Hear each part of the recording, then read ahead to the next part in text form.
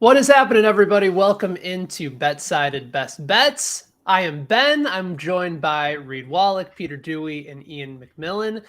No Donovan Smoot today, but we have assigned a best bet for him. More on that coming up in just a little bit. But fellas, we got plenty to dive into. We'll give out our best bets for either today or tomorrow's slate when it comes to college basketball tournament time. And then also with so many of these tournaments kicking off, we're going to go through and give out our favorites to go ahead and cut down the nets, going from wide-ranging conferences like the Big Ten, the Big 12, to some that are maybe a little bit smaller, like the WAC and the Mountain West. So plenty of fun stuff on the docket today. I actually kind of want to begin today's show completely unrelated and just congratulate our Peter Dewey on finally his Denver Broncos landing a quarterback. He's got the Broncos shirt on because his New York Knicks jersey was in the wash because he's already getting on board there. Peter, but before we get started, this must be a thrilling day for you, and I know that your phone's been blowing up. Yeah, this has been exciting. It was very funny when Russ got traded. I got a ton of text messages from people, and they're like, "Dude, did you see this?" And I'm like, "Yes, I'm writing the story. I'm Bet-Sided right now." So that was fun. Very excited for Russell Wilson. Give me a little hope because the last 4 or 5 football seasons have just been, you just knew what you were getting. The Broncos were going to stink. So this is going to be fun for next year. And like you said, my Knicks making a little bit of a charge here. So everything's coming up Pete right now. I wish I could take that second part seriously. Although you can say objectively that the Denver at 12-1 to win the Super Bowl, the fourth lowest odds of every team at WinBet, kind of seems a tad bit high, don't you think? Oh yeah, I'm not touching that yet. I thought they were way too high when they were 15-1, and everybody thought they were getting Aaron Rodgers, and Russell Wilson is not Aaron Rodgers. So I'm gonna let the dust settle a little bit before I even think about wagering on them for sure.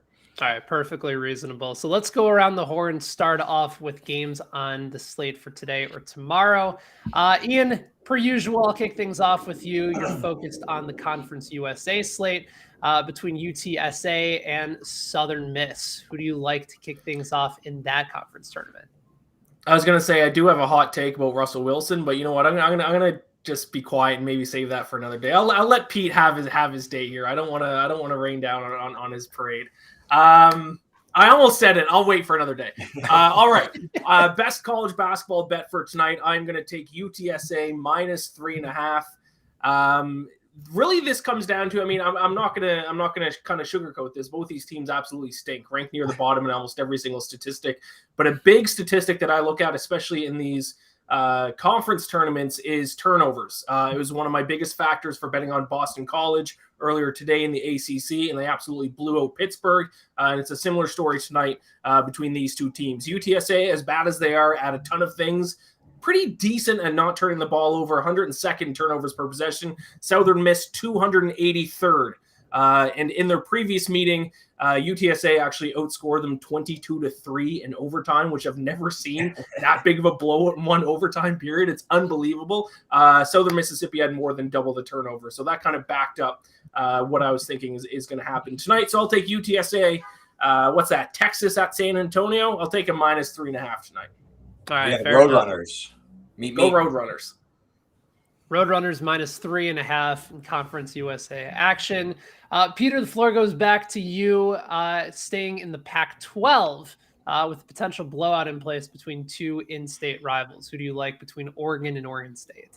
Yeah, I really want to know what Ian's Russell Wilson comment is, so I might have to hold him to sharing that at some point in this show. But no, I don't know, but I think it rhymes with broad. Maybe we'll finish the show on that. No, it rhymes with moshed. Oh, come on. But seriously, college basketball. Tomorrow, looking in the Pac-12, looking at Oregon minus 10.5 against Oregon State, and this one, like, I was looking through it to handicap, and Oregon State stinks, man. Like, they made the Elite Eight last year. They've lost 17 games in a row. Out. They do not. Losing them again. I love it. This is becoming a weekly bit now. Definitely don't invest in Broncos futures yet. You have to buy a new internet connection. It's like clockwork. every week. Every time Oh. he speaks, too. Yeah. Right. It's never when one of us is going off on a particular take. It's always like right when he's about to give like Yeah, the, right when he gets to, like, the climactic kicker. moment of the take. But Should yes, I go in the meantime? yes, absolutely. But Peter does have Oregon minus 10.5 against Oregon State in the Pac-12 tournament. Go ahead, Reed. Go Yeah, back to so- Conference USA. Or Peter's back in now. Before we lose him again, should we let him? Yes, let him yes. get it? The Go, floor go, is go, go, yours. go. Also, it's ironic that he said, everything is coming up, Pete. That's Except his for internet internet. connection. My internet does not like me the past couple weeks, I swear.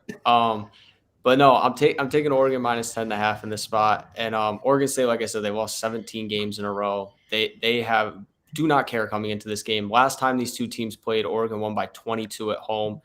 Their previous matchup, Oregon only won by 2, but it was off a 9-day COVID break that they came back in and played them. So a little bit of rust factor there. Oregon State has also lost 12 of its last 16 games by double digits.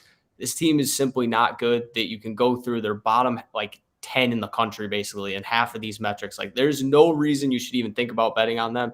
And Oregon, this game actually means a ton for them, for Dana Altman's team. They need to win multiple games in the Pac-12 tournament to have any shot to maybe get in on the bubble. They're already on the outside looking in. If they make a run, they might have a chance if they pull off an upset.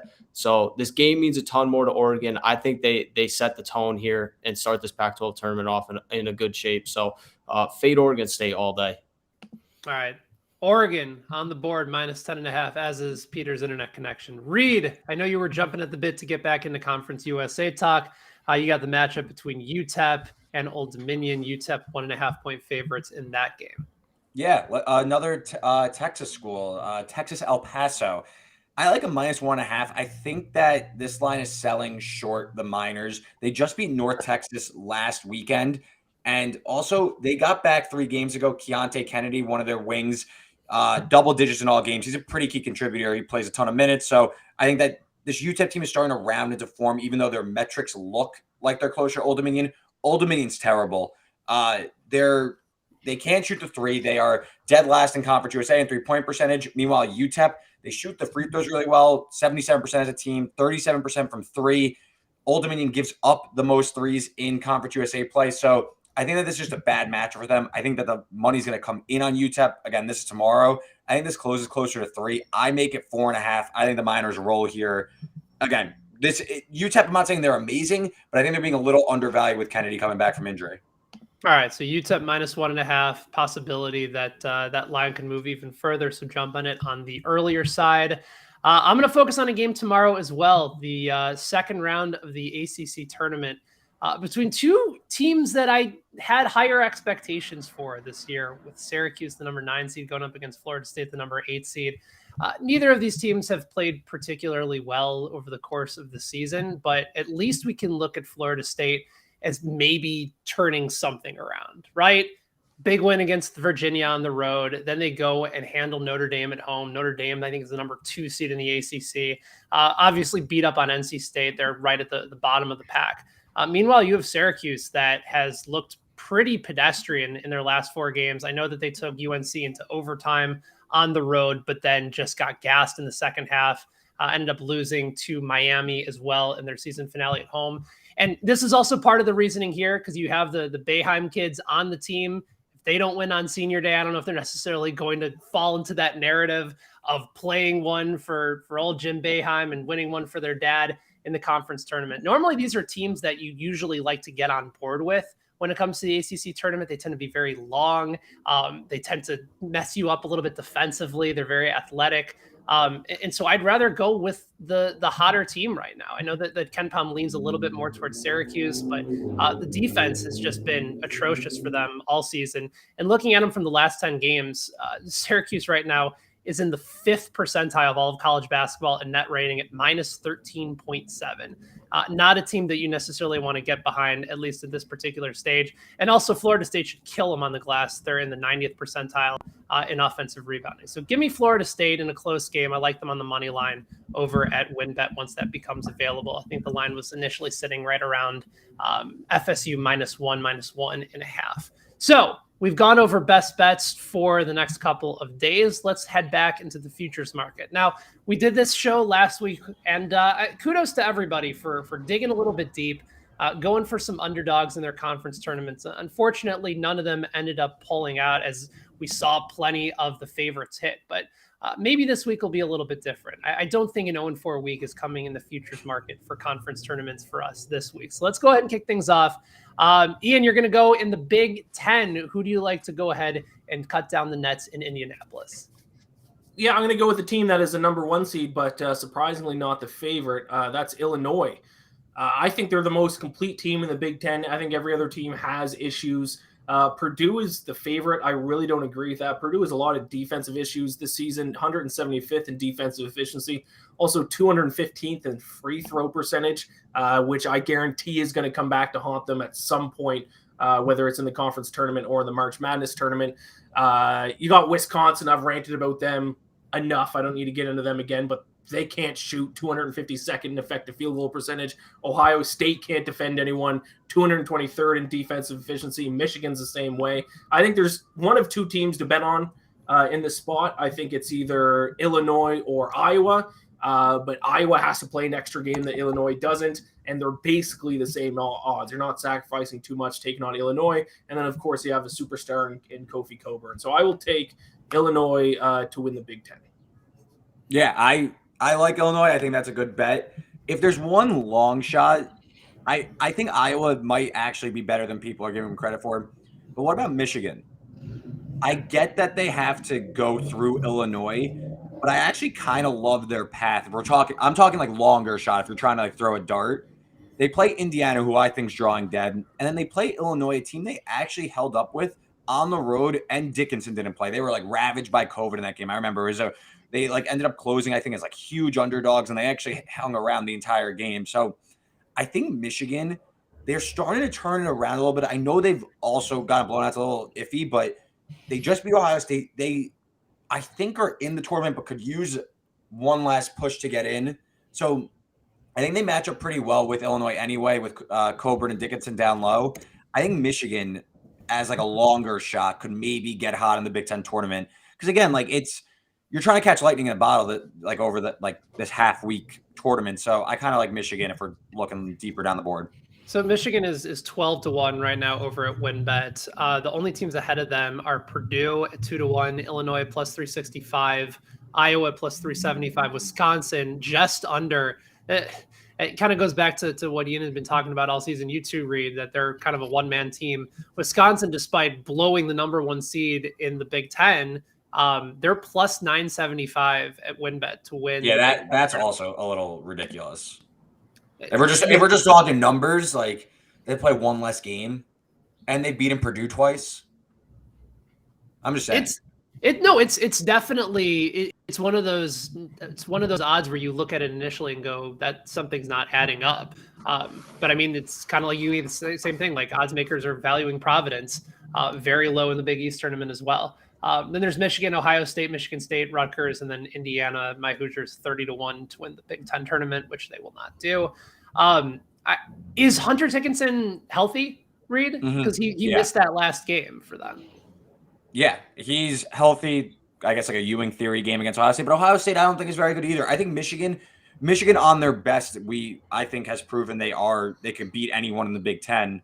It's can they get hot over 3 days, and I think they need it too. No doubt. See that Will is checking in. Has a thought about teams that are playing each other when it comes to a third time. So teams that beat a team twice in the regular season beat a team a third time 75% of the time. Take a look at Northern Kentucky and Louisville. Or it wouldn't be Northern Kentucky and Louisville tonight, would it be? No, Northern Kentucky versus Wright State and Louisville versus Georgia Tech. Oh, that's right. I was going to say, yeah, that is kind of a myth in college basketball. Like you can't beat a team 3 times. I think it's more common in NFL that you can't beat a team 3 times. But yeah, it's somewhat of a clouded stat because sometimes it's like Gonzaga playing, a really bad WCC team. But in some cases, it is predictive. I just think that blindly betting you can't beat a team 3 times, that's incorrect. I think it's one of the worst tropes in sports betting. Yeah, exactly. It's like it's confirmed not true. Obviously, sometimes you can't, but more likely than not, the team that won the first 2 times is actually better, and they're going to win the third time. Just that's like a numbers thing. I think if we're actually kind of looking at trends to evaluate as well, while it's not necessarily reflective of whether or not a team will beat them 2 or 3 times in a row, I do think you can usually go in the opposite direction of the total. I think a lot of times the total is reflected by that initial matchup, and many times teams have adjusted to how they played against them the first time. So if there was a barn burner in game 1, game 2 tends to be a little bit more defensive oriented. Again, it's not a standalone thing, but I think sometimes that's another opportunity to find an advantage in some of these games. Like if you're looking at Michigan and Indiana, Michigan blew out the Hoosiers at Indiana last time because the Hoosiers had no adjustments made in the second half. I think you can focus on Indiana and Michigan to play well offensively in the first half, which is something that Indiana and Michigan both have done well all season long. But the narrative is going to be Michigan more likely to score consistently. So again, there are different ways to be able to go around some of these numbers as well. But good thoughts, Will. Appreciate you bringing that to the table for us as well. All right, so we got Illinois off the board. Now at plus 365 over at WynnBET to go ahead and win the Big Ten. I move on to you, Peter Dewey. Who do you like to win out in the Mountain West? Yeah, Ben, I talked about this on Bet and Breakfast yesterday. I really like Wyoming to win the Mountain West. I think there's a lot of things that set up well for them in this conference tournament. The first thing, I talked about this when I took Winthrop. They lost. It's kind of tough, but they're a good shooting team. They're 60th in the country in effective field goal percentage. They're also 60th in opponent effective field goal percentage. So they defend well and they shoot the ball well. And then another thing Ian brought up earlier, they're 39th in the country in turnovers per game. They turn it over less than 11 times per game. So they take care of the ball. And this Mountain West Conference, we've talked about ad nauseum on the Best Bet show. Like, it is wide open. Anybody can win this. There's like 6-7 teams that can win this conference. It's crazy. So it really comes down to matchups and who's going to get hot shooting the ball. You look at what Wyoming's done this year, and they're at plus 750 at WynnBET. They're 4th on the odds list. And the reason why I like them is they're setting up for, if they win, they play a second round matchup against Boise State. They're 1-1 against Boise State. Their final matchup will go against Colorado State. They're 1-1 against Colorado State. Both the losses by less than 7 points. So they've played these teams tight all year. I can't get behind taking one of the teams that's a favorite in this conference just because I think there's way more value on Wyoming because, like I said, I could see this going anyway. Like, I'm not saying Wyoming is a lock by any chance. I'm just saying if you're looking for value here in terms of the best teams in this conference, Wyoming makes the most sense in my opinion. I don't think that there's like anybody who's head and shoulders above everyone else. I like Wyoming on both sides of the ball. Meanwhile, like a San Diego State offensively is putrid, defensively really good. So give me a team that can do it on both ends, and obviously taking care of the ball huge come March. So love the Cowboys at plus 750. Yeah, it's a really interesting number. Ian, I know you've been on Wyoming throughout the year. Reed, I know that you've been following along with the Mountain West as well. Any of these teams stand out to you along with Wyoming? Boise State comes in at plus 240 as the favorite. San Diego State played well as of late, plus 300, got that big win on the road at Wyoming. Colorado State at plus 340. And then UNLV is playing in their own gym at 10-1. So something to consider as well. Yeah, I'm on Wyoming as well, plus 750, but I think the reason why their odds are where they're at, and the biggest concern for me, despite me being on Wyoming, is that first-round matchup. They have by far the toughest first-round matchup of the top 4 teams. It's UNLV playing at their home gym, and they just lost to UNLV by 7 points like last week. So if they get past that quarterfinal matchup, I think and if you're holding a Wyoming ticket, you're going to be pretty happy, but that's the toughest of the top 4 teams. They easily have the toughest matchup. So we'll see if they're able to get by UNLV. Yeah, I've been a big Wyoming believer also. I am a bit worried that they're running out of gas. I had them over the weekend against Fresno State. They kind of needed to pull one out of their hat against Fresno State to win in overtime. But yeah, this team kind of peaked a little early. I was on them a bunch. They won a lot of close games. I'm afraid that they just might be running a little, a bit on empty. And I think they're going to make the tournament. I don't think that they're in danger of missing it. But yeah, UNLV is playing really well. I wish the number was a little bit higher for me to play UNLV. I also don't love their path getting likely Boise State, a team that they kind of match up poorly with, who's defensively minded.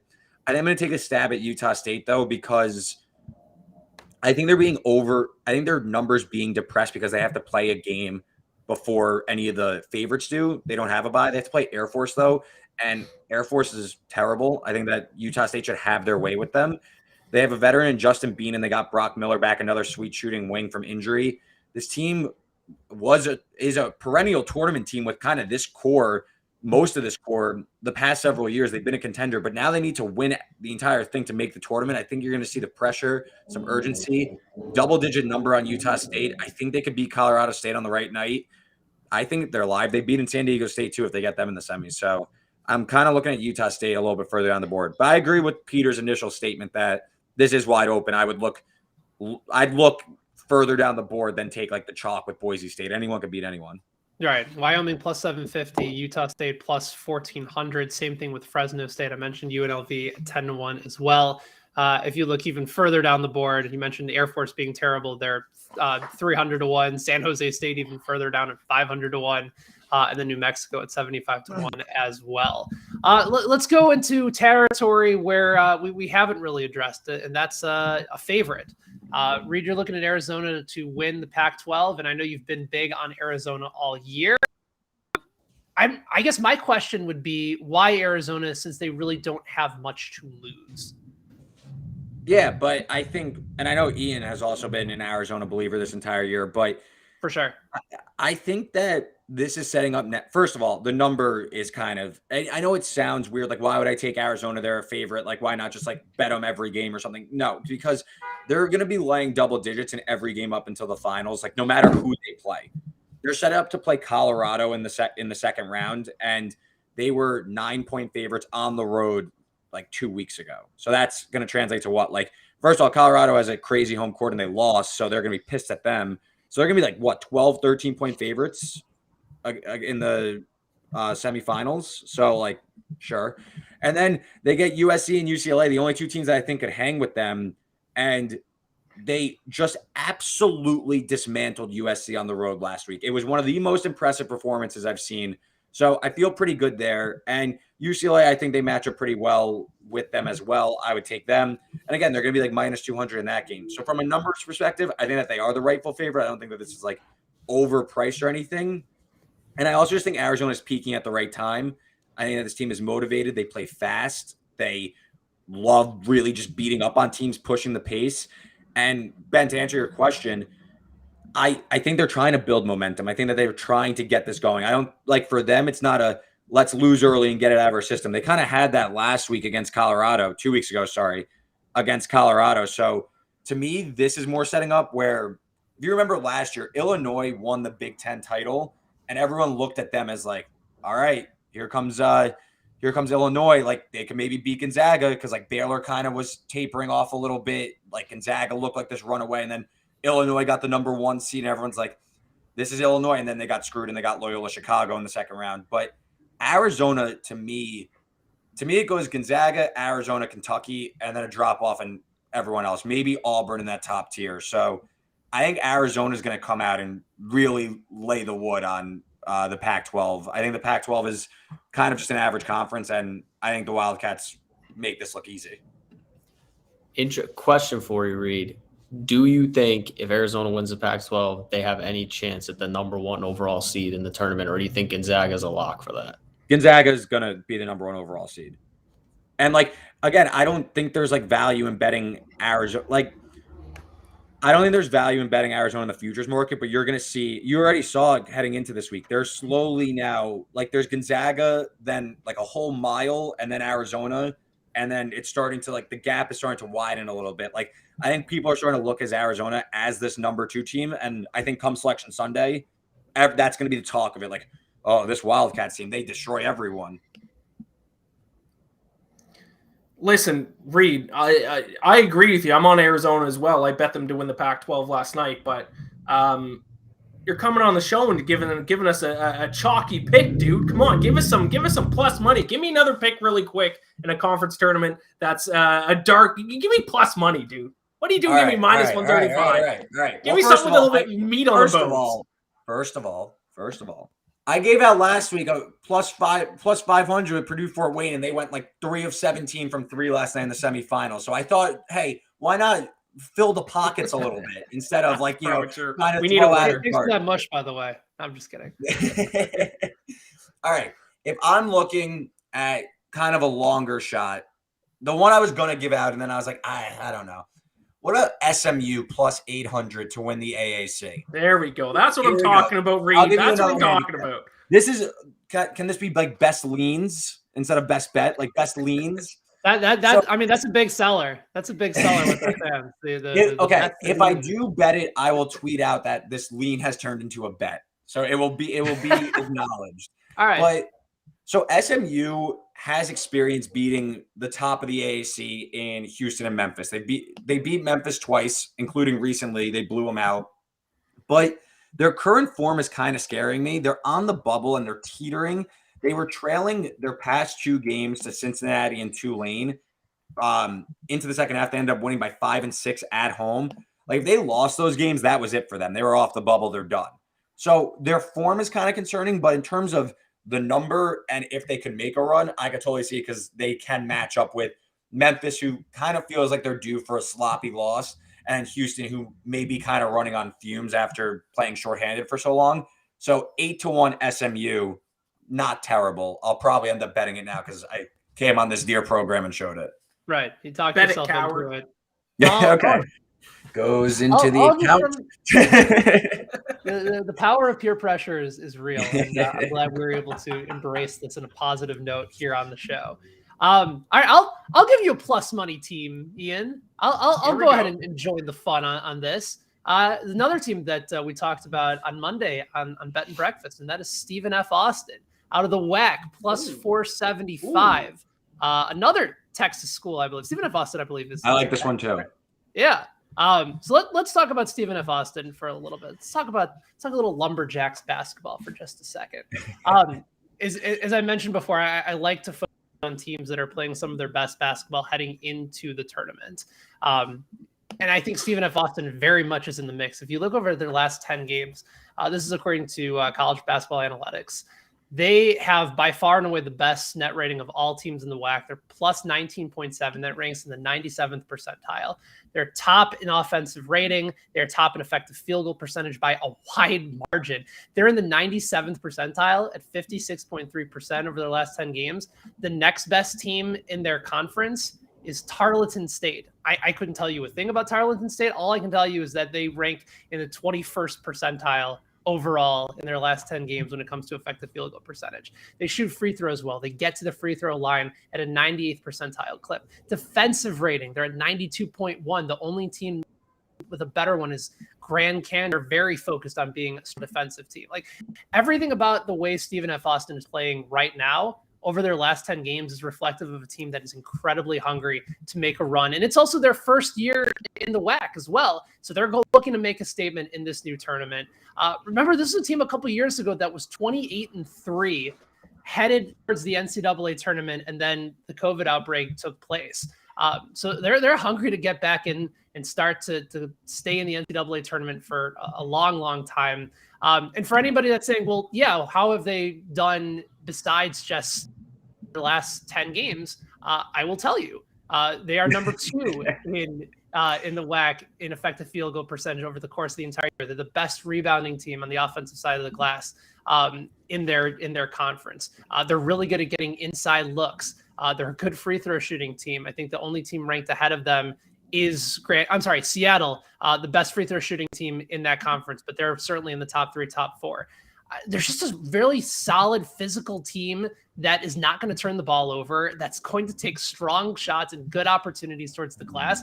And they force a ton of turnovers. They're the number 8 team in KenPom when it comes to adjusted defense and turnovers. So they're forcing a ton each and every game. I'm just very excited about what they're going to be able to do. And by the way, I have to now say this because I now feel like just a terrible person.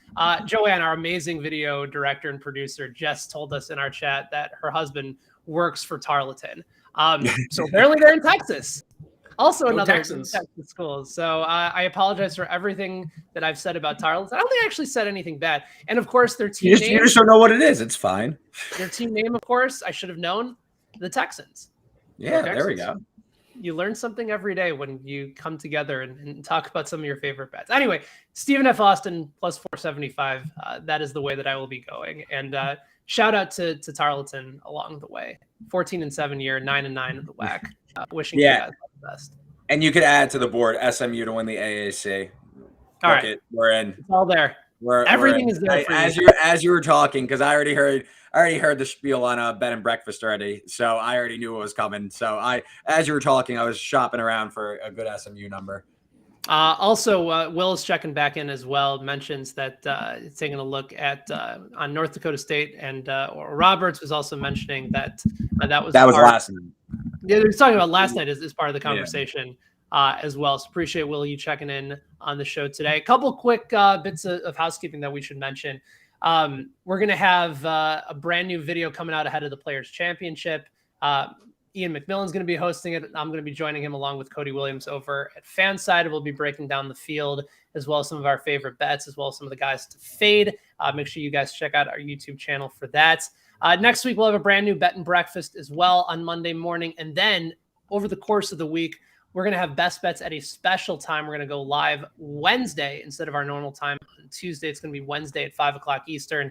Best bets for the NCAA tournament. So this is a great opportunity for you guys to jump on board. If you've been riding the train with us throughout the course of the season, we are going to be here for you the day before the tournament kicks off, and some fun other surprises along the way as well for both the men's and women's tournament that we're excited to be announcing in the not too distant future. So appreciate you guys hanging out with us. For Ian, Reed, Peter, for Tarleton, for Joanne, and her husband who works there, I'm Ben. Thanks so much for hanging out with us on Best Bets here on Betside. We'll talk to you soon.